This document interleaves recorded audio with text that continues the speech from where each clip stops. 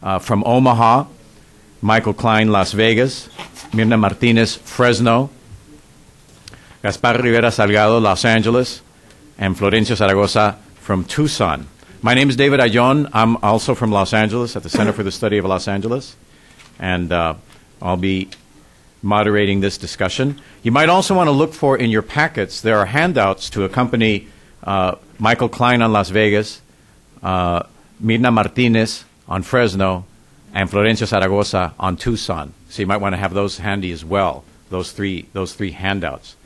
So I've already mentioned everyone's name, and there's the nameplate in front of them, and you can look at the bios as they speak. What I've asked our panelists today to prepare to talk about, since this panel is on strategies and alliances, we really want to roll up our sleeves and dig in to what works, what perhaps hasn't worked or hasn't been tried, and what lessons can be drawn from these comparisons or these different experiences in this variety of cities that we have in front of us, so that we can get those examples just very briefly described from each of the panelists and have them sobre la mesa, so to speak, as elements for our discussion.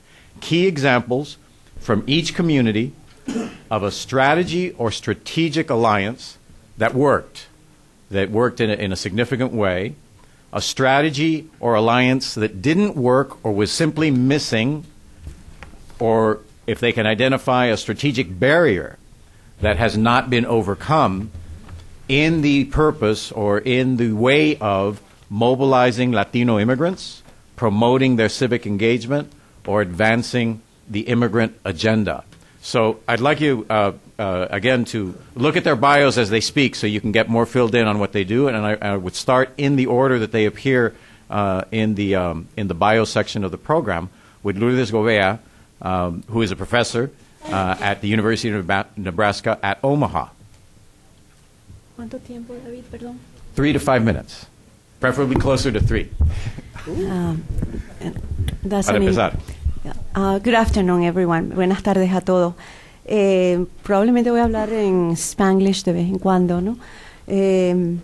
Primero que nada, quiero decir que hoy la presentación la iba a dar nuestro compañero, el organizador comunitario y socio en este trabajo, Sergio Sosa, pero por razones familiares no pudo estar. Así que entre anoche y esta mañana yo traté de interpretar las instrucciones de David y quiero decirles que el borrador de nuestro proyecto está en la mesa, el de español es todavía un borrador que no ha sido totalmente corregido, así que trátenlo con cariño, con benevolencia, pero estamos muy contentos de haberlo hecho. Rápidamente, es importante contexto porque todavía hay gente que me lo ha encontrado y me dice, yo no sabía que habían latinos en Omaha o que había crecido tanto. Entonces, por lo menos para dejarlo ya claro, es un nuevo destino, aunque en realidad es un destino que ha sido revivido desde la época de los 20 en cuanto a los latinoamericanos. Y mexicanos especialmente, y la población latina ha crecido en un 300% desde el 90 hasta ahora, hasta el 2007, entonces es bastante grande, y Omaha capta un 35% de esa población. Esto es importante porque aunque hay otra ciudad, Lincoln, que es grande, la mayoría todavía se encuentra y vino para trabajar en zonas no metropolitanas y rurales, lo cual presenta unos desafíos todavía más grandes en cuanto a la organización y la movilización política. Entonces, yo lo voy a reinterpretar un poquito como David, porque realmente hasta tuve problemas leyendo hoy mi email, pero David me dijo ayer lo que quería. Entonces, voy a hablar en cuanto a barreras, 2 o 3 o 4 o 5 barreras para que han impedido la organización. Ya y luego... 3 minutos. Es verdad. Y luego las oportunidades. Si quieren, dejo la palabra. Entonces, para sí, yo debería haber advertido que probablemente. Bueno, les digo rápidamente y lo hablamos después. Obviamente el contexto mismo es problemático, como dijo Jonathan, contexto, el entorno importa, y en estos nuevos destinos hay una gran ausencia de infraestructura organizacional. Y la poca que hay, viene de la época de los 60, de la época del movimiento chicano, que tiene muchas lecciones, pero que se ha convertido, se reconvirtió, se acomodó al entorno después de los 70 y de los 80, donde se convirtieron de organizaciones comunitarias y de base en organizaciones sociales y de prestar servicio, y con unas filosofías muy asistencialistas y por lo tanto a veces desempoderadoras, ¿no? Eso es un problema. El otro es el miedo. Esto salió también de la mesa y sale de nuestro research. El miedo, por supuesto, es importante, y los medios de comunicación juegan un papel de doble filo, tienen un arma de doble filo, porque por un lado reproducen miedo, pero por otro lado se vuelven muy importantes para informarle a la gente que hay redadas o que hay cierto tipo de acciones, pero eso desmoviliza. Lo otro son las características mismas de la migración y de su contexto laboral. Es una migración principalmente laboral, mexicano-centroamericana, aunque hay una creciente población de suramericanos de educación más alta, por lo general son baja educación, baja capacitación de flexibilizar su trabajo, trabajan muchas horas. Estas son cosas que salieron. El lenguaje salió en la mesa de todos los inmigrantes. Fue una mesa muy de base, muy de base. Diana, que estuvo allí, lo puede cerciorar. Y también se mencionó en la mesa la división entre las generaciones. Y ahí vienen cosas muy interesantes. Pero por otro lado están las oportunidades, que es la otra cara de la moneda de estos mismos desafíos. El miedo se convirtió en un catalizador, sobre todo después de las grandes redadas en Nebraska. Nosotros fuimos uno de los centros, hemos sido uno de los centros de los experimentos, por eso mi pregunta esta mañana, de Interior Enforcement. Cuidado con eso. Hemos sido el estado piloto para muchos de estos acciones de reforzamiento de la ley. Pero llegó un momento en que ya eso se convirtió en un catalizador muy importante, y que se vio, por supuesto, cuando ya todos los latinos de todas las generaciones sintieron que ya el acoso era generalizado. Por otro lado, el espacio urbano, y esto es importante, abre, redundantemente hablando, espacios importantes, que no los hay, eso hay que tenerlo en cuenta, que no los hay en las zonas no metropolitanas, y hay unos vacíos organizacionales muy serios que hay que considerar. El voto latino ha sido crítico, ha habido una gran movilización, y aquí me tengo que retroceder un poquito a las marchas, donde yo creo que hemos sido a veces muy apresurados en evaluar el impacto a largo plazo de las marchas. El impacto a largo plazo no lo vamos a ver sino a largo plazo, y yo creo que lo vamos viendo de una manera diversa, pero que hubo un backlash, ¿no? un contragolpe de la sociedad mayoritaria a lo de las banderas y al miedo que produce ver que se pueden no solamente movilizar, pero organizar muy bien en momentos muy cortos. Pero por otro lado abrió unas oportunidades que no han sido suficientemente analizadas todavía. Una de esas es que yo creo que las experiencias de incidencia política y cívica muy latinoamericanas habían estado lost in translation, se habían perdido en la traducción de hacer trabajo político América Latina, y entonces es trabajo político dentro de el contexto de las organizaciones que dominan el trabajo de incidencia política en los Estados Unidos. Y aunque hay mucho que aprender de este lado, se nos olvidó que había mucho que traer del otro lado. Y lo que las marchas hicieron, en parte, es que no había tiempo sino de movilizar todo ese acervo que teníamos. Y en muy pocos días hicimos lo que hace Latinoamérica, lo que ha perfeccionado Latinoamérica, que es organizar una marcha en 24 horas. Y eso es algo que no lo hemos analizado suficientemente. Y eso abrió la puerta para por lo menos decirnos, wow, sí podemos hacer muchas otras cosas, y ahí aprender también de las experiencias de organizaciones cívicas aquí. Y el lenguaje literalmente es bien importante. es barrera, pero estamos aprendiendo, como en estos sitios, de que se puede hacer organización bilingüe y ya nos vamos adaptando a eso. Por último, quiero decir que el proyecto de Wilson mismo fue un catalizador importantísimo localmente. Y ya lo hemos visto en otros casos, donde tanto los académicos como los que hacemos trabajo de campo, como los filántropos, influencian la realidad. Y es esa distribución de recursos, es decir, esto es importante, que abrió incluso espacios dentro de Omaha mismo para que ahora otros funders, otras fundaciones privadas que jamás se habían ocupado de llenar ese espacio filantrópico, acaban de abrir por ejemplo, el Futuro Latino Fund. Y un resultado, el más visible, el más importante, en todo este proceso de mucho tiempo, surge la primera organización liderizada, comandada por migrantes, que es el Centro Laboral, el Heartland Workers Center, cuyo director es Sergio Sosa. Y esto es bien importante porque es, junto con nosotros y junto con el trabajo, el apoyo de Wilson, y nosotros también pusimos a disposición de este trabajo un financiamiento de la Ford Foundation, etcétera, y por supuesto, nuestra capacidad de autoexplotarnos día y noche. Hemos logrado una sinergia impresionante entre este centro laboral y Ollas. Algunos de ustedes estuvieron allá recientemente con Oscar Chacón. Y hay un florecimiento que incluso entonces las viejas generaciones chicanas están diciendo, sí, bueno, nosotros también vamos a volver a formar organizaciones. Y todo esto se está dando en estos momentos.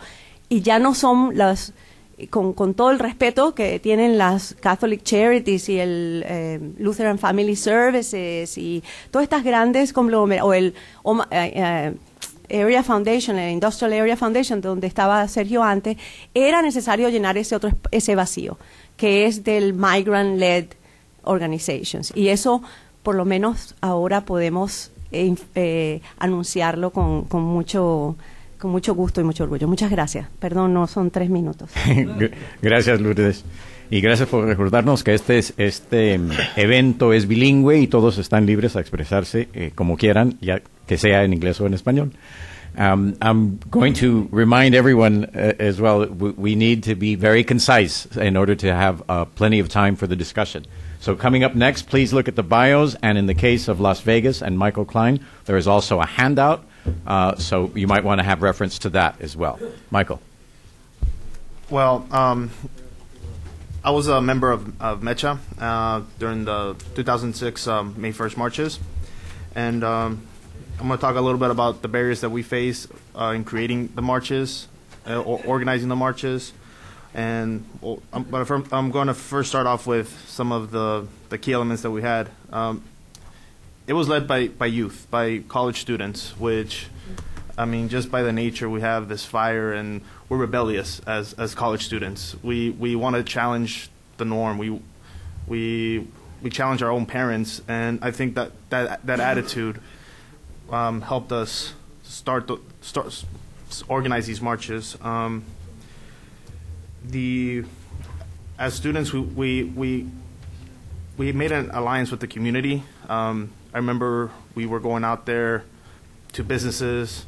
Some businesses were very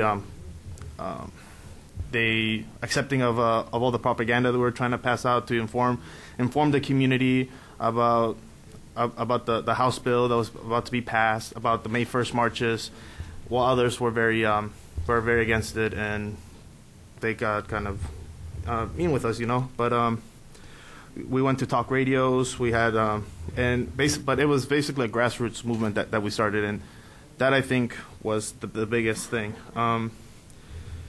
We were going door to door, and but the things that really impeded us from gaining more success. They were very successful, but one was we formed an alliance with the Culinary Union, which is the biggest union in Las Vegas, and that relationship started to get very very hostile because the union was being very paternalistic towards students, and as students we were kind of like, no, we're not going to do that. We're telling everybody on May 1st, like we're trying to do telling everybody not to go to work, to kind of show the economic power that we have as immigrants. And the union, because of the type of organization it was telling its workers not to leave work. So, and just for a little reference, the culinary union is the union that has all the housekeepers, cooks, food and beverage, and even bellmen at the casinos in Las Vegas. The casino and the hotel industry is the biggest industry, or arguably the only industry in Las Vegas. So it was that caused a lot of tension between us, and it went all the way up to the May the day of the march. They were trying to do a little forum, and as being students, we kind of started the march early while they were still doing their thing. And I think some of those relationships that we had built with the union, which is a very strong, very well organized entity, we burned a lot of bridges with them. So I think that's something that we should not. If I could go back, I would try and be a little bit more tactful with them. And then another problem was in Las Vegas. During that time, we had an emergence of right-wing media that was guided towards hate. They had billboards, which I don't think I don't recall seeing them until this time. I mean, there was one where it showed like Mexico as a monster trying to swallow the United States, and it's like right by the Strip, which is the busiest avenue in Las Vegas. So those were the things. I mean, they were the propaganda they were passing out. They were saying that if they participated in these marches, they were going to get arrested and deported, and they were telling them that they were just instilling all this fear. But I think being so close to the community ourselves, we were able to counter it. Things that I think will help things in Las Vegas will be most organizations in Las Vegas and are very ethnocentric. You have Mexican hometown associations, and then you have Central American hometown associations or groups, and those groups need to start getting together. And there's been attempts of that, but they need to start working as one entity and not being so concerned about one individuality. I mean, granted, the largest population of immigrants in Las Vegas is of Mexican origin. We can't do it by ourselves, and as I said at previous panels, we need to start even outreaching the Asian community and other groups. And during these past elections, a lot of these hometown associations did show a higher level of unity, where they were going out there to the public, and there was a lot of students that were out there as well, like that were involved in the marches, that were trying to get people registered to vote, trying to encourage people, telling people, hey, you can vote, but maybe your brother can, or maybe your mom can, or your kid can. Like, encourage them to vote. So those are the things that we focused on, and some of the barriers. Thanks very much, Michael. I'd call your attention, going down the same page of bios at page 4, Mirna Martinez is up next. She's based in Fresno. You can read more about her there. And there's also a handout that she prepared, un resumen. You might want to pull that out and make reference to it. It's both in English and in Spanish on opposite sides. So, Mirna, if you could please tell us about Fresno. Gracias. Buenas tardes.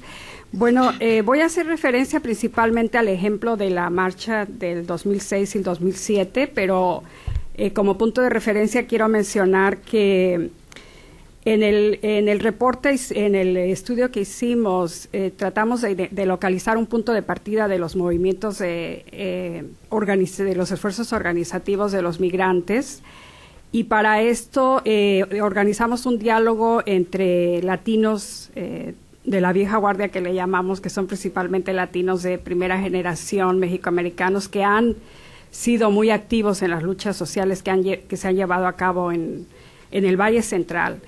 Esto lo consideramos muy importante porque queríamos conocer sobre las estrategias que ellos utilizaron en estas luchas. Entonces, de ahí definimos lo que llamamos dos agendas que los movimientos sociales en el Valle Central, organizativos, particularmente el Fresno, han sido guiadas por dos agendas, lo que llamamos la agenda latina y la agenda inmigrante. La agenda latina la describimos porque, bueno, vemos que tenía un importante contenido de identificación, de identidad étnica, cultural. O sea, había una estrategia muy definida de promover y poner latinos en puestos políticos claves, ¿no? Entonces se desarrolló toda una estrategia a través de la redistribución de distritos electorales, la promoción al voto, el registro de votantes y educación electoral. Todo el movimiento del latino en Fresno, por supuesto, la voz principal eran mexicoamericanos de primera generación. Sin embargo, en los 80 vemos que los inmigrantes empiezan a ser más visibles. O sea, ya empezamos, como quien dice, a hacer nuestra propia voz. Y inicialmente los primeros, la manera como las principales demandas fueron más hacia México, en el sentido de, primeramente, reclamar mayor participación en los procesos políticos de México, sobre todo el reclamo al derecho al voto, mejoras en los servicios consulares, mejor respeto cuando en el regreso al país. Y se inició una serie de diálogos entre legisladores mexicanos y activistas del Valle. Entonces ha habido menciono esto porque hay desde los 80 un esfuerzo organizativo que ha sido guiado muchas veces. Hay pocas organizaciones realmente con infraestructuras organizativas fuertes, pero hay un gran número de líderes, de activistas que llegaron durante los 80, que tenían toda una experiencia organizativa. Tanto, bueno, llegó en esa época también una población indígena que ya tenían experiencia de organizarse en los campos agrícolas de Sinaloa. Entonces, ellos son quienes han puesto en práctica esta experiencia organizativa y quienes han estado liderando estos esfuerzos organizativos. Esto fue lo que permitió que en el 2006 y en el 2007 se realizaran las movilizaciones masivas que se llevaron a cabo en Fresno. En el abril se llevó a cabo la primera marcha, que fue de 15,000 personas, una sorpresa para todos. No tuvimos el permiso de la ciudad, lo cual creó bastantes problemas, porque además ellos tampoco esperaban que tanta gente fuera a marchar. Y bueno, tuvieron que definitivamente cerrar las calles, ¿no? Porque marchamos primero por la banqueta, pero pues fue tanta la gente que llegó que tuvieron que abrir que cerrar las calles, ¿no? Fue muy importante, como digo, esas relaciones que ya se venían dando entre diferentes activistas, entre diferentes organizaciones, fue lo que permitió esta movilización. Pero también se acercaron sectores muy importantes, como la Iglesia Católica, definitivamente desempeñó una función muy importante en la movilización, en estas movilizaciones. Los medios de comunicación también apoyaron, se crearon alianzas muy importantes con los sindicatos también. Esto fue en los inicios del 2006. De ahí, esto fue, de ahí la experiencia fue de que mucha de la gente, o sea, fue una iniciativa espontánea también de gente que quería participar en este movimiento. Y se iniciaron alianzas muy importantes, y el siguiente paso fue empezar a buscar alianzas con otros sectores. Por ejemplo, en el Valle, como en Fresno, como en San José, también hay otros grupos de inmigrantes, principalmente surasiáticos, árabes, y lo que estábamos tratando de ver es tratar de crear alianzas con otros sectores de inmigrantes para que no se viera esto solamente como una necesidad o un movimiento exclusivamente de los mexicanos, que el asunto de los inmigrantes era un problema exclusivamente de los mexicanos. Este fue un primer paso que se dio de buscar estas alianzas con otros sectores, pero también con otros sectores organizativos, ¿no? Con sectores de la población anglo, que bueno, otros movimientos que como los movimientos de paz y todo eso, porque pensamos que era muy importante contar con el apoyo de estos grupos, porque en última instancia en estos grupos hay personas que votan, ¿no? Entonces, tenemos pensamos que es importante tenerlos como aliados, sobre todo en las demandas por una reforma migratoria.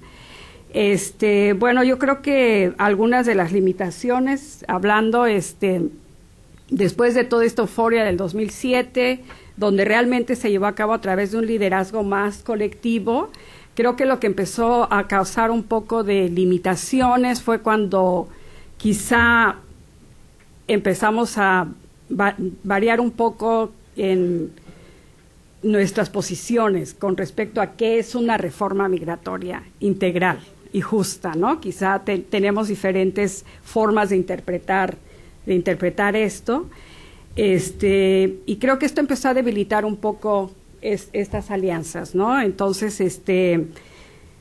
en términos de las alianzas, lo que creo que queda mucho por recorrer, bueno, también empezar a capitalizar más ese liderazgo potencial que se vio en estas movilizaciones, sobre todo expresado por las mujeres y por jóvenes. Creo que eso es muy importante, que pongamos más atención a esto y definitivamente continuar con construir alianzas con diferentes sectores de la población.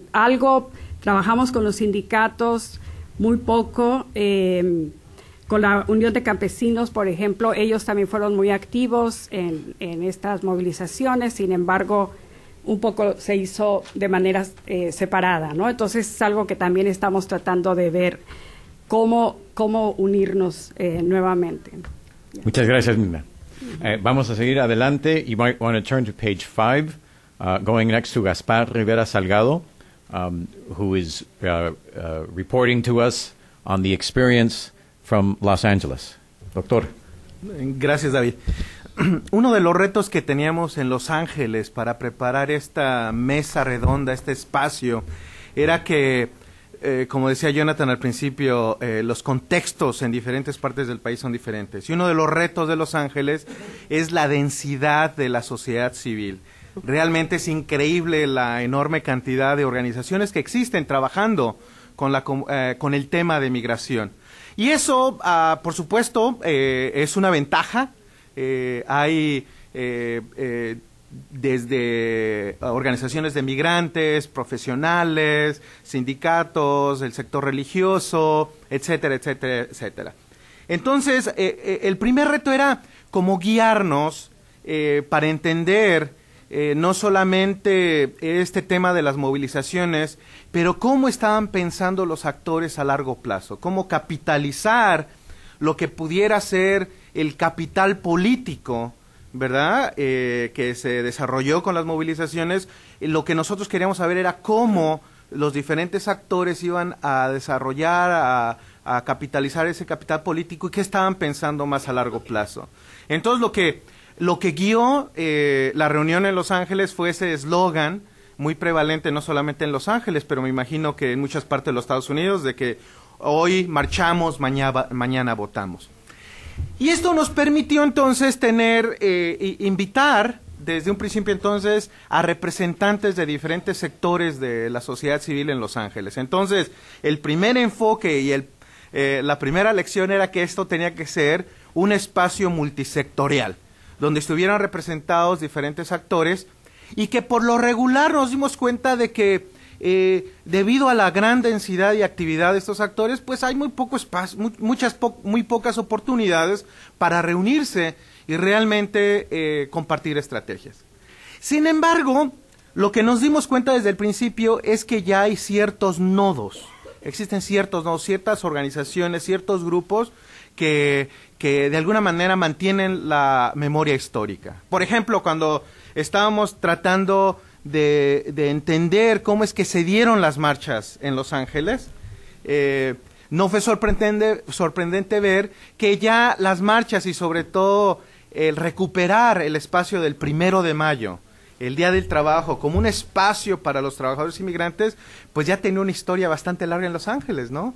Tenemos esta organización que se llama MIWON, The Multi-Ethnic Immigrant Workers Organizing Network, que ya había venido especialmente reuniendo desde 6 años atrás, antes de las marchas del 86, había creado ya un espacio multicultural, especialmente con organizaciones de migrantes de Asia y latinoamericanos. Entonces ya había ese espacio, ya habían estado movilizándose, incluso fueron de los primeros que respondieron en diciembre del 85, cuando se pasó esa Sensenbrenner, ¿no? Entonces, y claro,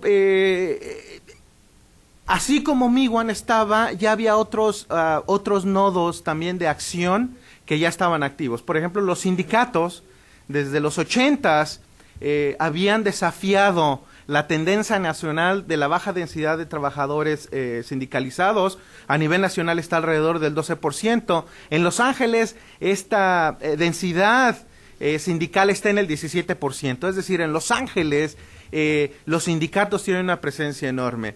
Y como un ejemplo de esto, pues es la coalición de sindicatos en Los Ángeles, que está expresada en el Los Angeles County Federation of Labor, ¿verdad? Que desde hace ya unos 12 años ha estado liderada por latinos, que se convierten en los latinos más poderosos políticamente, porque tienen a su disponibilidad una serie de recursos.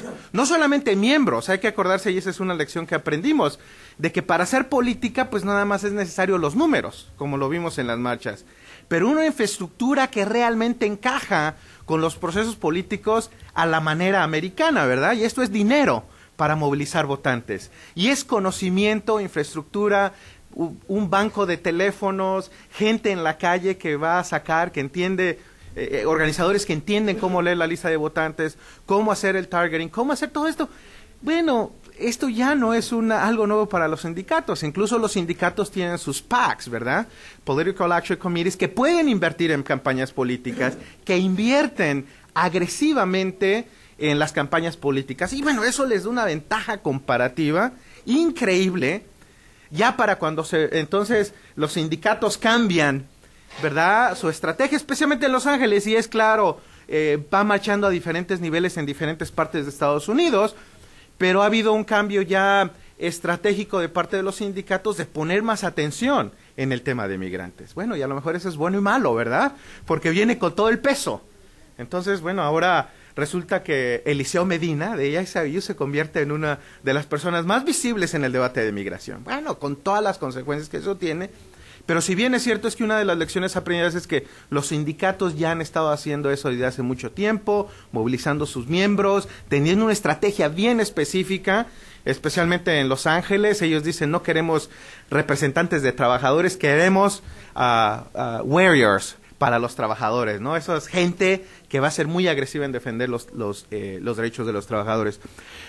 Otra cosa importante es que también vimos que en Los Ángeles, bueno, no hubo una marcha, ¿verdad?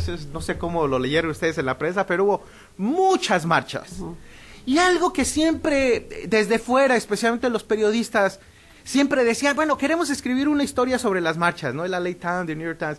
Y entonces, ¿por qué tantas marchas? ¿Por qué no se unen todos los latinos y hagan una sola marcha? Entonces yo les volteaba la pregunta, bueno, ¿por qué ustedes nunca preguntan por qué los votantes anglosajones son tan diversos y tienen diferentes posiciones políticas y no hay ninguna contradicción? Bueno, en Los Ángeles habemos millones de inmigrantes, no solamente latinoamericanos, pero asiáticos. Sería algo paternalista o incluso racista pensar que todos estos morenitos pues van a pensar iguales, ¿verdad? El hecho de que haya tantas organizaciones, el hecho de que haya tanta expresión política, me parece que es un reto, pero también es un capital político que tenemos. ¿Por qué? Porque esa es una expresión del dinamismo de la sociedad civil. Y no creo que con una sola organización nacional o de Los Ángeles, vamos a resolver todos los problemas a que nos enfrentamos como inmigrantes. Porque una lección que dejaron las movilizaciones es que no solamente a los latinos les interesa el tema de reforma migratoria. ¿Qué va a pasar más adelante? ¿Qué vamos a hacer con el tema de salud, el tema de educación, el tema de trabajo? Y esa es la otra lección de la reunión que tuvimos. Se tenía la capacidad de movilizar, pero realmente necesitamos desarrollar la capacidad de organización. Es decir, la organización son recursos, es infraestructura, es capacidad de responder a diferentes temas. Y a mí me parece que es ahí donde las organizaciones no estaban preparadas, ¿no? Bueno, salieron muchos a las calles, fue de manera espontánea, y a veces se hicieron alianzas que pudiéramos decir un poco incómodas, ¿verdad? Bueno, pues sí, vamos a dejar que el Piolín y el Cucuy de la Mañana sean parte de esto, aunque claro, cuando uno escucha sus programas, pues casi uno se retuerce, ¿verdad? De coraje. No sé si lo han escuchado al Piolín o al Cucuy de la Mañana, pero bueno, ellos vienen entonces a sentarse a la mesa de las coaliciones, a tener un papel prominente, pero bueno, digamos, son aliados incómodos, ¿no? Porque así como tiran a nuestro favor, pueden tirar en contra de nosotros, ¿no? Porque no hay un análisis más intelectual o más coherente. Pero también con el sector privado, a mí me parece que eso es lo otro. Que una de las lecciones, especialmente en Los Ángeles, y tengo la ventaja de estar con diferentes cachuchas, ¿no? Soy el coordinador binacional del Frente Indígena de Organizaciones Binacionales, también tengo la gran fortuna de ser el chairperson de la mesa directiva de Chirla, y en estos espacios hemos tenido este debate de que otra lección es de que el tema de migración no puede ser un tema solamente para los inmigrantes, ni debe de ser un tema para los inmigrantes. Al final es un tema que va al corazón de qué tipo de sociedad queremos tener en los Estados Unidos. Claro que podemos parar la migración ilegal en la frontera, podemos empezar a matar a cada uno que intente hacerlo con rifles de alto poder, se puede hacer, pero entonces el debate ¿es en ese tipo de sociedad que queremos estar? ¿Podemos seguir creando políticas para hacer más difícil la permanencia de trabajadores indocumentados en los Estados Unidos? Ya no tienen acceso a licencias, ya no tienen acceso a seguro social. ¿Podemos hacer que sus hijos puedan la ciudadanía? Bueno, pero ese es el tipo de sociedad que queremos tener. Entonces aquí creo que un mensaje es que para las organizaciones en diferentes sectores, desde los advocates, desde las organizaciones desde los inmigrantes, de los sindicatos, desde el sector religioso, era que se debería de cambiar los términos del debate migratorio para poder incorporar de manera coherente a esos otros sectores que deberían de estar pero que no están. Y una ausencia en Los Ángeles era, por ejemplo, el sector afroestadounidense, con una gran tradición de defensa de los derechos civiles, pero bueno, no ha habido de parte de las coaliciones, de los sectores de los inmigrantes, una estrategia coherente para que ellos estén de nuestro lado. Inmediatamente después de las marchas al siguiente año, los Minutemen trataron de organizar a la comunidad afroestadounidense, comenzando ahí marchas y rallies.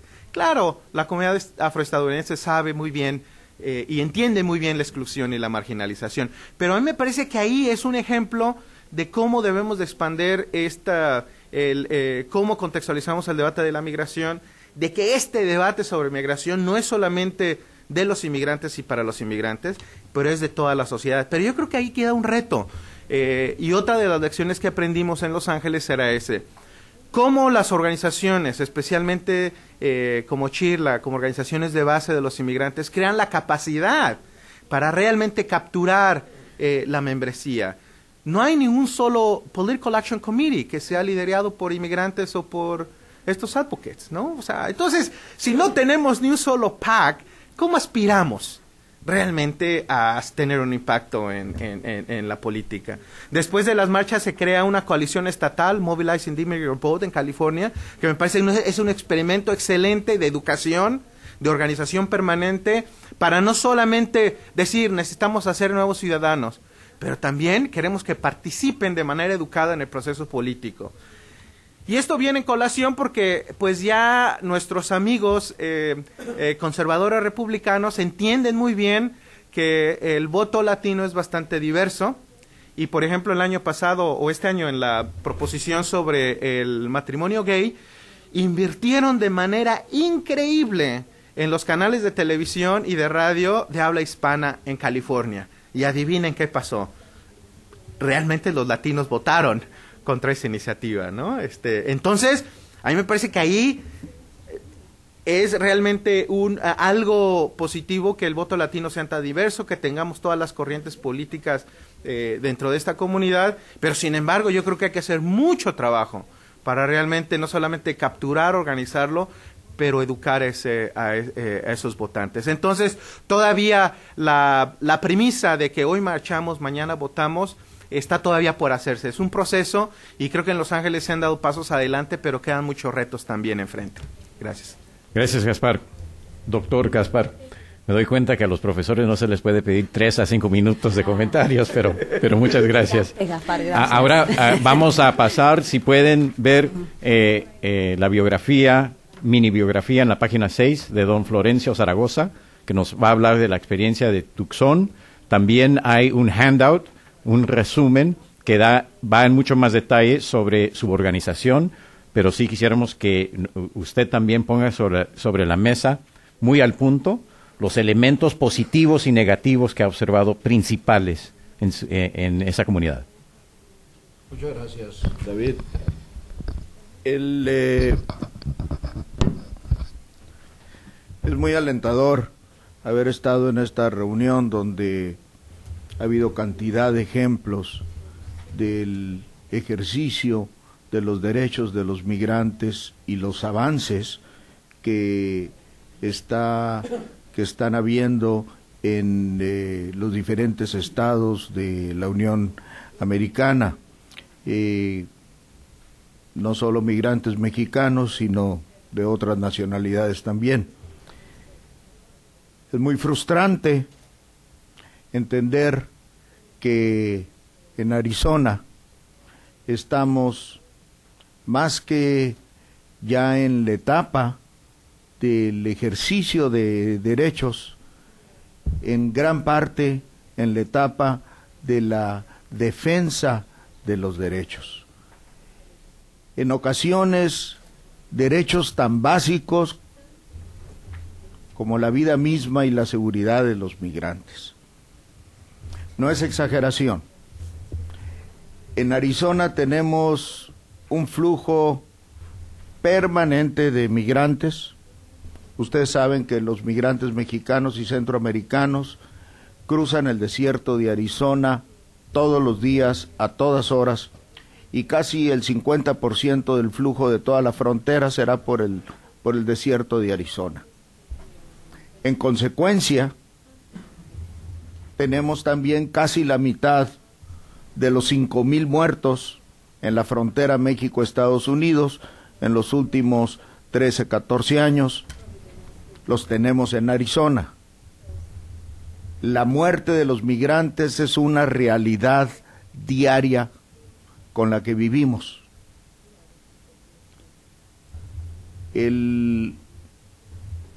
Más o menos por cada 1,000 migrantes que pasan con éxito, que cruzan con éxito la frontera, un migrante va a fallecer. Si cruzaron 300,000, son 300 muertos al año. Si el año que fueron 500,000, pues fueron 500 muertos. Y la mitad de esos muertos están en el desierto de Arizona. Esto ha provocado que las organizaciones que han nacido en el sur de Arizona, donde está casi la mitad del desierto de Sonora, que penetra hasta Arizona y le llamamos el desierto de Arizona, pero realmente se llama el desierto de Sonora. Pues bueno, se hayan aglutinado a algunos individuos con fines humanitarios o con fines de defensa de los derechos humanos. La pionera, la Coalición por los Derechos Políticos, por los Derechos Humanos de Arizona, tiene una trayectoria ejemplar, muy valiente, inclusive su líder ha sido galardonada con el Premio Nacional de Derechos Humanos de México, un premio muy importante en Nuevo México, porque es ahí donde se centra la lucha. Hay acciones ya de educación comunitaria, pero sigue siendo fundamental la defensa de los derechos humanos. Creo que ni se había mencionado la palabra derechos humanos en todo el día. En otros lugares la problemática se ha tornado diferente. En Phoenix ya es un poquito diferente. Ya existen organizaciones de migrantes, clubes de oriundos. En el sur de Sonora, dada su circunstancia histórica de que, bueno, Sonora y Arizona éramos un mismo estado, y de que nos partieron por la mitad y quedaron familias, la mitad de un lado, la mitad de otro, pues la gente cruza, se visita, legal o ilegalmente, forma documentada o no documentada, y como que no ha sido tan necesario, porque la mayoría de los migrantes que vivimos en el sur de Arizona somos de Sonora o del noroeste de México. El flujo es de todo México y Centroamérica, pero se va hacia todo Estados Unidos. Una vez que llegan a Tucson, Phoenix, se abre el abanico. Son inexistentes los clubes de oriundos en el sur de Arizona. Han nacido 2 o 3 y todavía están en la etapa social, organizando su primer cena anual con una reina y qué sé yo. ¿No? No hay posibilidad de hacer todavía alianza con los 2 o 3 clubes de oriundos que recientemente, hablo de 2 años, han nacido, porque el consulado está luchando por ello. En el Phoenix ya empieza la organización un poquito más sofisticada. Elementos adversos nos han obligado a organizarnos de otra manera para defender los derechos humanos, escuchaba a alguien que traía un panfleto de cómo hacerse ciudadano una vez siendo residente permanente. Allá los panfletos que circulan en el sur de Arizona es cómo defender tus derechos básicos ante la migra, ante los Minuteman, ante sheriffes que ya se han contaminado con el sheriff Arpaio de Phoenix, que es un cazamigrantes perverso, ¿no? Y ya también el de Pima County se expresó abiertamente en contra de los migrantes y de los niños migrantes que van a la escuela, a los primeros años. En este ambiente se ha desarrollado también una militarización muy fuerte. No es solo enforcement en el interior de una redada, es encontrarte con la patrulla fronteriza todos los días, con un agente, con un carro, con una patrulla. Es ver migrantes en cualquier camino, detenidos y la patrulla parada, metiéndolos. Es encontrar policías reportando a la patrulla fronteriza para que vengan porque a alguien se le olvidó poner la direccional y lo encontraron indocumentado. Está recibiendo la noticia de tantos muertos más. Pues bueno, tenemos un promedio en los últimos 3 años de 200 muertos por año. Vivimos con esa realidad todos los días. Entonces hay organizaciones humanitarias, hay organizaciones civiles en defensa de los derechos humanos, y humanitarias también hay algunas religiosas, pero centradas en la problemática del desierto. O sea, primero hay que defender la vida y después nos organizamos, ¿no? Segundo, ya empieza a haber educación comunitaria, les decía, sobre los derechos básicos del individuo, y sobre algunos otros aspectos para los residentes que han decidido quedarse en el sur de, los migrantes que han decidido quedarse en el sur de Arizona. Porque tenemos otro factor, confluyen dos tipos de migraciones, además de la migración en tránsito. La migración que se ha quedado en el sur de Arizona o en Arizona en general, que viene del sur, y la migración que viene del norte. Sonora es un estado de Arizona es un estado de retiro por lo benigno de su clima, 10 meses del año, porque los otros 2 meses es el infierno, ¿no? Pero por 10 meses del año, pues tienen una vida un poco más económica, un clima muy agradable, el desierto es muy hermoso, etcétera. Es gente conservadora que llega a Arizona en plan de retiro y que influye definitivamente las votaciones porque son un buen porcentaje de la población. Esto ha generado que sean electos legisladores estatales antimigrantes, racistas, prejuiciados totalmente,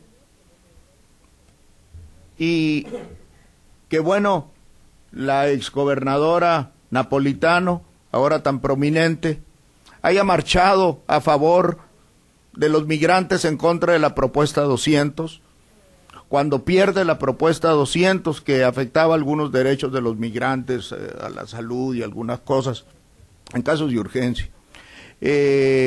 Cuando pierde la propuesta 200, tira el estandarte, ¿verdad? Porque se quiere reelegir y se nos torna antimigrante también. Y con una legislatura antimigrante que está constantemente, así como laboratorio, explorando ideas en contra de la población migrante y que después son retomadas en otros estados, es lo lamentable. Pues sí, se reeligió, nos llevó a la Guardia Nacional. Arizona, el primer estado que tuvo la presencia de la Guardia Nacional en la frontera, y está de acuerdo con el E-Verify para los trabajadores, está de acuerdo con el uso de alta tecnología para detectar a los migrantes, está de acuerdo con la militarización de la frontera. Así es que no nos esperemos una reforma migratoria benigna en ese sentido. Va a ser una reforma migratoria con un alto contenido de seguridad nacional. Obama lo dice muy suave. First we have to secure our borders. Nosotros sabemos lo que quiere decir en Arizona secure our borders. Es la presencia militar permanente que afecta la vida no solo de los migrantes en tránsito, sino de los migrantes que viven ahí y de los ciudadanos estadounidenses que viven ahí. Alguien ya comentaba en torno a esto. Pero en fin, Fundación México en este contexto, que se dedicaba a educación comunitaria, a raíz de otra propuesta, la 300, que mata lo que en California tienen como Dream Act, lo que en Illinois tienen y que tienen la oportunidad los indocumentados, si son residentes de ese estado, de pagar in-state tuition e ir a la universidad. Ahí no solo sanciona al estudiante. La propuesta 300, que fue aprobada por el 60% de los latinos de Arizona. La propuesta 200 también, que nos han hecho perder pues algunas de las pequeñas concesiones que teníamos en el estado. Ya terminando, don Florencio, Sí, se nos escapa sí, el tiempo. Sí, perdón. Nos ha obligado a trabajar como organización, y ahí verán algunas de las estrategias que hemos hecho, alianzas, etcétera, en el resumen, para otorgar becas a migrantes por un hueco que encontramos en la ley y que de alguna manera podemos ayudar a educar a algunos indocumentados a través de medio tiempo en community colleges. Todas las demás organizaciones trabajan conforme a las reglas del juego, al Sistema Nacional de Crédito Educativo. Las becas son para, incluyendo las de hispanos, las becas son para residentes permanentes y ciudadanos. Nosotros estamos luchando por la educación superior de los indocumentados. Gracias. Muchas gracias. Quisiera muy rápidamente retomar dos elementos que los ponentes pusieron sobre la mesa para preguntarles a los demás si tienen una observación al respecto. Primero, un elemento de que nos comentó Michael Klein es que se encontraron cuando estaban organizando las marchas y su movimiento, se encontraron con una feroz oposición de parte de los medios de la derecha, el right-wing media.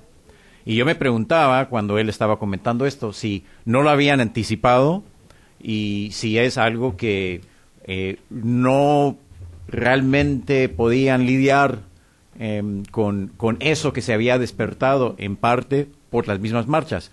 Ya lo comentó Michael, quisiera saber si alguien más en este panel tiene algo que decir al respecto, si es un elemento fundamental, porque a veces yo sí creo que los organizadores tienen sus planes de cómo organizar y llevar adelante un movimiento, pero no se ponen a imaginar cuál podría ser la respuesta de los que se oponen a eso. ¿Alguno de ustedes puede decir, ha sido un factor en su experiencia? Yo, ¿Sí? Si me permite, Lourdes. rapidito, qué pregunta tan importante. Y de nuevo, los contextos son muy distintos y a lo mejor la ventaja de estar en el interior del país es que estamos en el interior del país y no sé, no siempre se sabe lo que está pasando. Pero nosotros estuvimos muy conscientes del aspecto de media. Y eso sí es un aprendizaje que, como decía Gaspar, viene de quizás un poco desde antes, pero que no tenemos mucho en Nebraska. Y lo que hicimos fue que una estrategia muy explícita desde el principio. Y era mantener muy enfocada nuestra relación con los medios antes de la marcha. Más que nada medios en español, primero que nada, y reporteros, amigos en que podíamos confiar. Entonces manejamos con mucho cuidado antes de la marcha las relaciones con los medios. No tuvieron tiempo de anticiparse a lo que venía. Muy bien, muchas gracias. No sé si alguien más tiene un ejemplo muy concreto. Y bueno, en Los Ángeles las líneas están marcadas, no era ninguna sorpresa que las marchas que estaba cubriendo Fox en Santa Ana dijeran el encabezado "Illegals take over the streets", y en Los Ángeles los medios de comunicación del mainstream pues eran más simpáticos. Lo que sí me parece importante resaltar es que el mismo movimiento se volvió cada vez más consciente de la cobertura. Y claro, al principio pues por ejemplo, en la primera marcha de la primavera en abril, CNN estaba nada más con los inmigrantes que estaban con sus banderas mexicanas, ¿verdad? A la siguiente marcha, bueno, la orden era que todos se iban a concentrar vestidos de blanco, ¿no? Y con banderitas estadounidenses. Y un poco era también la estrategia de los medios de comunicación de decir, miren, vamos a reclamar el aspecto de que también somos americanos, ¿no? We are America. Y eso fue bien consciente porque era el escenario nacional de los medios de comunicación. Entonces ahí se tomó conciencia, pero tienes razón, David. O sea, el otro lado también incrementó su batalla mediática, pero también el movimiento muy rápido se hizo consciente de eso, incluso las estrategias cambiaban al minuto, pensando en qué mensajes iba a mandar, al grado que este año, en la marcha del 1 de mayo, se hizo incluso una postal humana que dice trabajadores primero y se le manda un mensaje a Barack Obama completamente creado para tener un impacto en los medios de comunicación a nivel nacional, ¿no? Muchas gracias, Gaspar. Quisiera hacer si me permiten, una pregunta más y luego abrir toda la discusión a todos. Me llamó mucho la atención el análisis que nos presentó Mirna Martínez de que en el Valle Central de California hicieron este análisis, que hay dos agendas distintas. Una agenda latina de los líderes latinos, organizaciones latinos nacidos en Estados Unidos, supongo, que no son migrantes, y una agenda migrante. Dos agendas distintas. Entonces yo me pregunto, porque después usted dijo de que les pareció y persiguieron significativamente alianzas con los migrantes que no son latinos. Se puede, y yo quisiera hacerle la pregunta a los demás, si alguien tiene un ejemplo o una observación al respecto. ¿Qué es más viable? ¿Qué es más importante? ¿Qué es lo que más tiene potencial? ¿El buscar alianzas con los latinos que no son migrantes o con los migrantes que no son latinos? ¿Alguien tiene una observación? Bueno, yo nada más quiero comentar algo que me parece interesante con respecto a cómo reaccionaron, por ejemplo, estos líderes latinos, quienes estaban acostumbrados como a hacer pues el frente, ¿no? De todas las movilizaciones previas al 2006. Y creo que también para ellos fue un poco sorprendente, y también para nosotros lo más importante fue de que no hubo un acercamiento realmente entre los líderes latinos de los 60, 70, 80 y los inmigrantes. Inclusive en la mesa redonda nos sorprendimos un poco de algunos comentarios que hicieron estos líderes, de que decían, bueno, las marchas, sí, las marchas son importantes, pero en realidad eso no nos va a llevar, ¿no?, a realmente lograr un poder político, y eso nos llamó un poco la atención, ¿no? Y ahí estaba una de las personas que estaba ahí, Rufino Domínguez, bueno, defendió el derecho a marchar, pero nos llamó la atención que viniera de personas que marcharon, porque en el Valle hay una gran historia de marchas, ¿no?, que fueron lideradas principalmente por la Unión de Campesinos. Entonces fue algo muy muy sorprendente, ¿no? Y eso sí, realmente no es interesante, porque no buscamos alianzas con estos líderes que ya tienen una trayectoria política, no sé, como que ya fue realmente la mesa redonda cuando nos dimos cuenta que era muy importante acercarnos más a estos líderes, y como dije, primeramente para aprender, porque realmente creo que tuvieron logros muy importantes en el Valle. Gracias. Si no hay otra observación, entonces sí quisiera ver si hay preguntas, comentarios muy concisos, muy al punto. Voy a seguir el mismo patrón de antes, vamos a ir como en una rueda, así, empezando acá, ¿sí? I just want to make a correction. Coming from Chicago, I think Dr. Rivera Salgado, there are political action committees in the United States that are headed by Latinos. There are at least 3 in Chicago that I'm aware of, and then at least 1 in Oregon. And I helped found one of those last year. So for the last over 2 years now, we've been doing work trying to utilize that strategy of organization, effort. Again, it's about education. I mean, people have a hard enough time understanding how to vote, let alone trying to explain how to start a political action committee. And again, I mentioned earlier about the nonprofit sector in general and not having the opportunity, or being limited by funding sources on how much civic engagement you can do with the community. So I just wanted to share that with you all. And I think we're doing a better job now as PACs in order to try to get the information out about our work. So Immigration PAC is one of them out of Chicago. I think ICRR, obviously SCIU also has done some work. Some of the other unions are starting to change their 501c3 structure into a C6 structure so that they can actually house a political action committee. But that's a learning process, and we're trying to keep constantly educating ourselves. But as a former student activist, and I guess because I grew up in media, I had an interesting experience chatting with Michael before the panel. I think that we've done a very poor job of learning from our history I mean, for most of us, we know that history repeats itself, and if we do not know our history and the history of movements, when I was a student activist at a collegiate level, I actually sat down with Corky Gonzalez and his family at the 25th anniversary of the Chicano Liberation Movement and asked him specifically, directly, how can we go about documenting the models? I think and earlier one of the colleagues said, we don't do a good enough job. I think the academics now and folks like yourself in the academia arena have done a better job of studying that, producing reports, and then making sure that they're disseminated amongst us so that we can learn and not have to repeat some of the same mistakes.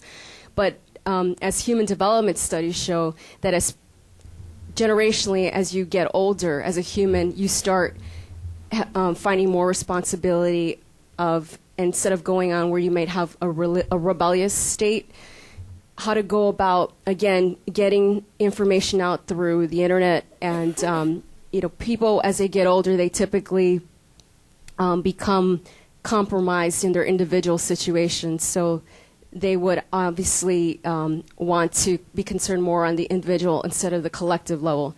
So I guess my question to you all would be, how do we go about creating that network through the work that everyone's doing in their individual life, but in the space that once we leave this space, how can we ensure that we keep communications in communication with each other, and also sharing, again, best practices so that we are not reinventing the wheel, and again, that we are learning from our past generations of leaders.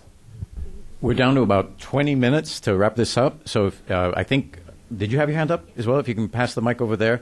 Can we get does somebody have an answer to that question before we go on to the next one? And very concise. We're going to try to get all the way around the room.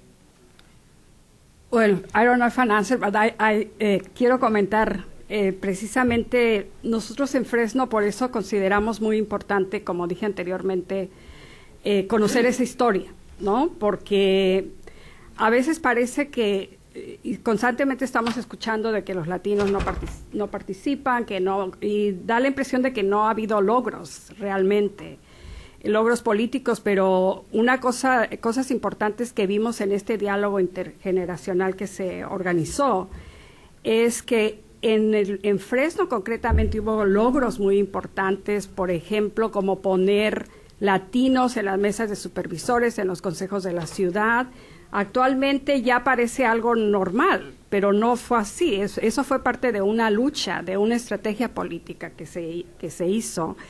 Se crearon los medios de comunicación en español. En Fresno surgió la primera estación de radio comunitaria, radio bilingüe, y en 1972 también salió al aire el canal de televisión en español de Univisión, ahí en Fresno.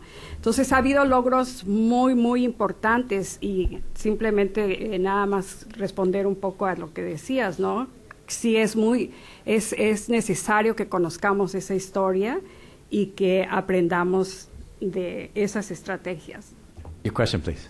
Muchas gracias. Una pregunta, quizás algunos de ustedes puedan hablar un poco sobre el papel del racismo, no nada más de otras comunidades así, a los latinos, pero también dentro de la comunidad latina y desde la comunidad latina a otras comunidades, y cómo afecta eso las alianzas que han tratado de formar ustedes. ¿Alguien quiere hablar de eso? Gaspar. A mí me parece que ese es un tema esencial y lo tratamos. Hay una coalición de latinos progresistas en el sur de Los Ángeles convocada por el Community Coalition, que es una organización afroestadounidense latina que trabaja en el sur de Los Ángeles. Y por eso a mí me parece sumamente importante, cuando hablaba de las coaliciones y de los que de las personas que deberían de estar en la mesa y que no están, era precisamente en Los Ángeles. Tenemos todo este diálogo Black-Brown Dialogue, ¿no? Y va en dos niveles. Uno, entender que los latinoamericanos venimos ya con ideas raciales desde nuestros países de origen, y donde hay un prejuicio enorme. Yo trabajo siendo indígena, entiendo exactamente qué significa el prejuicio racial viniendo de México, ¿no? Pero ¿cómo nos descolonizamos? Ese es uno de los grandes temas, y yo creo que hay muchas organizaciones que están trabajando en este tema de descolonizarnos. ¿Cómo no organizar, cómo no desarrollar una ideología política que asume como el estándar los valores del colonizador, ¿no? De que el negro es menos, que el indígena es incivilizado, etcétera.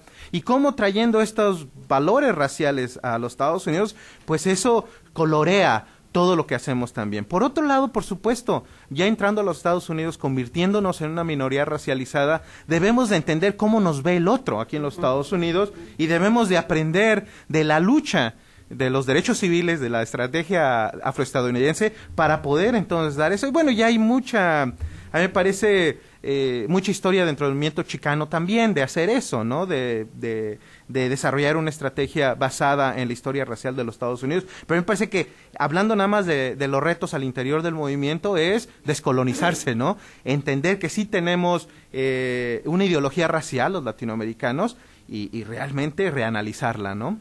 Gracias, Gaspar. The next. My question is a little bit connected to this, is how do we broaden the discussion on immigration? Because we're still looking at it as a Latino issue. And if you just look at the state of California, the UC's just published a study that 44% of the undocumented students is Asian.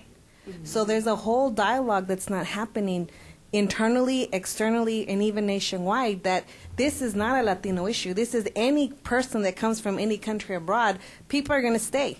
And when we finally get immigration reform, it's not just going to be the Latino community that benefits, but it's going to be all of society that benefits, because every community has undocumented members. Una respuesta rápida, Michael. Well, for example, in Las Vegas, the group that has been most vocal has been the Latino population, the Latino immigrants. I think, in essence, Latino immigration issue has been an issue that's been targeting Latinos, and I think when Asians start getting marginalized, like Latinos have been, I think then that's when we're going to come together. Because right now I completely agree that it's an everybody issue, but who's getting who's getting attacked is Latinos, so Latinos are the ones that are going to fight back. When you're not getting attacked, you're just going to sit back and hope everything works out for you. Thanks, Michael. Can we bring the mic over here? I think Angelica, and then right there, you were right next to her. Oh, sorry. I think I wanted to respond to this whole piece on Asian, Latino, African American. So I just want to say, in California, there is a table called, that's fighting for reform for immigration. It includes a very, very strong Asian leadership in it, as well as Latinos. And I think that in really moving forward, and there's a long history of organization and base building within the Asian community, that we sometimes make assumptions that they're not on the table. But I think the other piece that I want to just say is that what I've been really struck by is this thing about, I guess the question for me would be, so what if it was just, immigration was just a Mexican Latino issue? Would we fight just as hard? Because many times what I find is that it's like, the politicians are going to listen to you if you explain that immigration is not just about Latinos or it's just not about Mexicans. So I think that we have to be very careful in our discourse not to then make it as if, it's really worth your while fighting for it because, it's just not about Latinos. I just want to put that out there and see the reaction from the group. If you can hand the mic to the gentleman next to you, and then Dolia, and then it comes this way. Samar Chatterjee from Safe Foundation.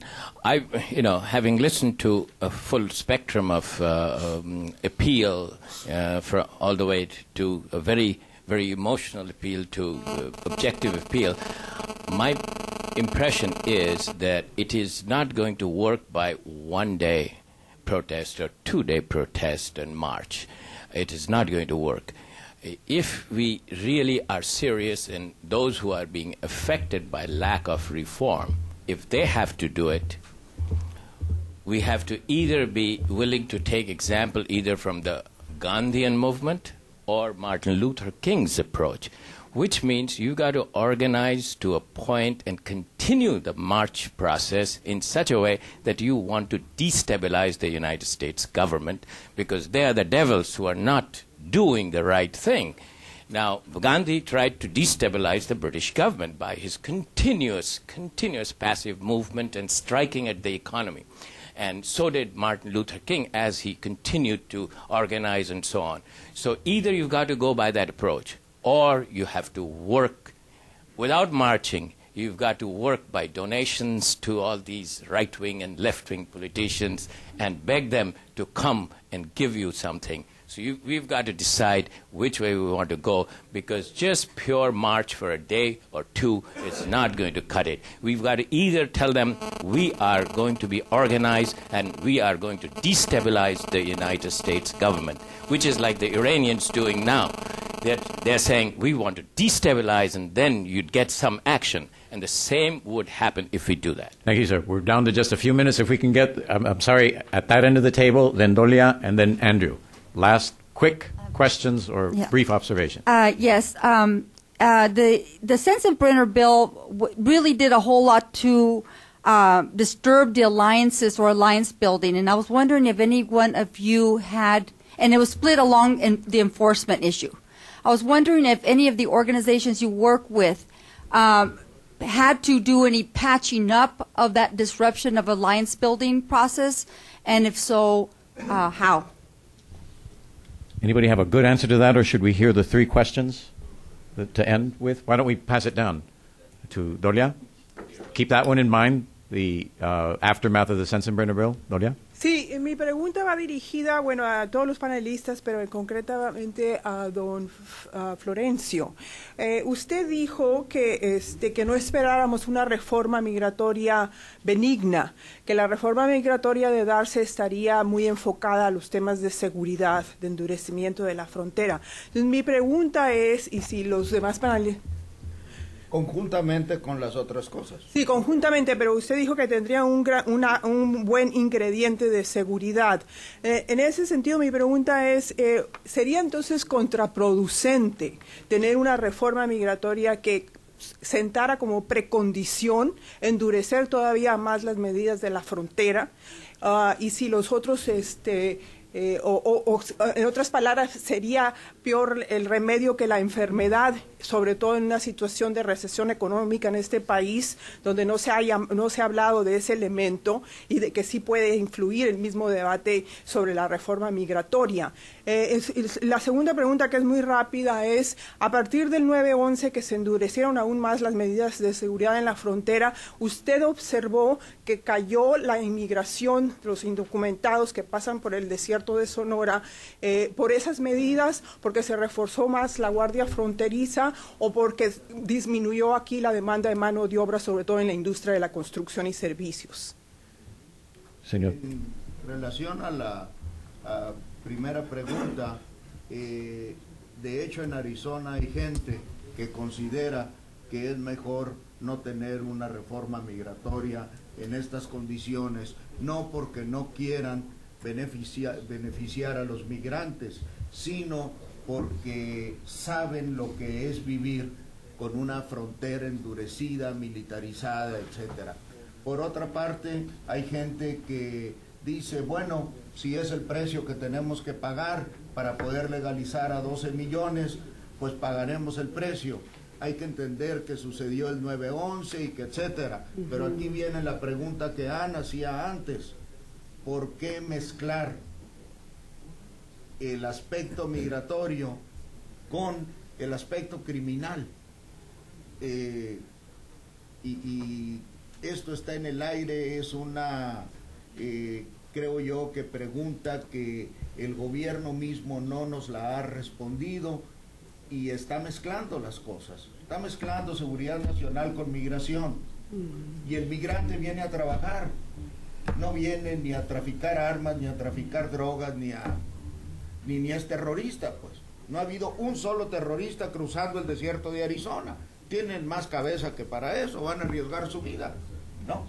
Y por otra parte, creo yo que son los factores económicos de México y de Estados Unidos los que han determinado que los flujos suban y bajan. De hecho, se ha documentado recientemente un estudio periodístico, lo acaba de sacar en Arizona, el Arizona Daily Star, que en estos momentos es más probable perder la vida en relación a los números que reporta la Border Patrol de casos detenidos que antes. Ahora hay más policía, ahora se tienen que esconder más, ahora se tienen que ir por lugares más peligrosos y en consecuencia, en proporción, aunque el flujo de migrantes sea menor, están muriendo más migrantes como consecuencia directa de la política aplicada. Gracias, don Florencio. We have one more question or observation from Andrew Seeley. Just want to urge everyone, if you didn't get an answer to your question or you didn't get to ask it, we do have a 15-minute break and another session. Please come up to the panelists and get have your own dialogue with them during the break. Andrew. I'd just be interested as you're... I'd just be interested in, from each panelist as you're finishing your final remarks, say a little bit about how the marches influence coalitions and alliances and networks at a local level. I mean, to what extent are some of the relationships that were developed during the marches, have they continued? Did it forge new relationships? Did it turn out to be temporary, the relationship? What happened? 1 minute each, please. Let's go down. Okay, I think in Las Vegas, it strengthened the relationship between the community and students. It brought it. I think it gave a medium for a lot of community organizations to come out and participate politically. And I mean, there was some friction, like I said, with the union, but I mean, I think overall it created more unity within the Latino community.